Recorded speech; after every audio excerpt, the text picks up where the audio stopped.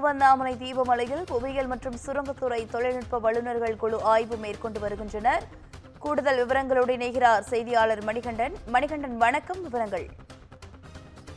வணக்கம் சாரா. திருவண்ணாமலை அருள்மிகு அருணாச்சலேஸ்வரர் திருக்கோயிலில் மலை பின்புறம் அமைந்துள்ள மலை மீது ஏற்பட்ட மண் சரிவில் சிக்கி 7 பேர் உயிரிழந்தனர். தொடர்ந்து அதாவது கார்த்திகை மாதம் தொடங்கி தற்போது தீபத் திருவிழா ஆரம்பித்துள்ளது. இந்நிலையில் வருகின்ற 13ஆம் தேதி அண்ணாமலையார் மலை மீது 2000 பக்தர்கள் அனுமதிக்கப்படுவார்கள் என்று திருவண்ணாமலை மாவட்ட நிர்வாகம் சார்பில் அறிவிக்கப்பட்டது.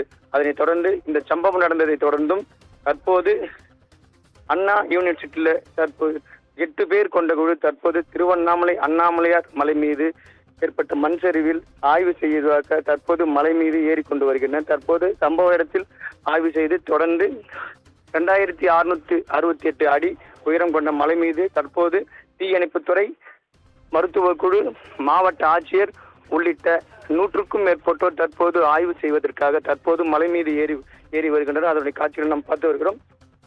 தொடர்ந்து புவியியல் மற்றும் சுரங்கத்துறை தொழில்நுட்ப வல்லுநர்கள் குழு அண்ணா பல்கலைக்கழகத்தை சேர்ந்த பிரேமலதா என்பவரின் தலைமையில் 8 பேர் அடங்கிய குழுக்கள் தற்போது ஆய்வு மேற்கொண்டு வருகிறது. மலை மீது செல்லும் புவியியல் மற்றும் தொழில்நுட்ப வல்லுநர்களுக்கு சிறு சிறு பாறை, பெரிய பாறை, கற்கள், மண், மரம் உள்ளிட்ட பல்வேறு இடங்களை ஆய்வு செய்ய உள்ளதாகவும் தற்போது தெரிவித்துள்ளனர். தொடர்ந்து ஆய்வுக்கு பின் தமிழக அரசுக்கு அறிக்கையாக சமர்ப்பிப்பார்கள் என்று தெரிய வருகிறது. சாரா, விவரங்களுக்கு நன்றி மணிகண்டன்.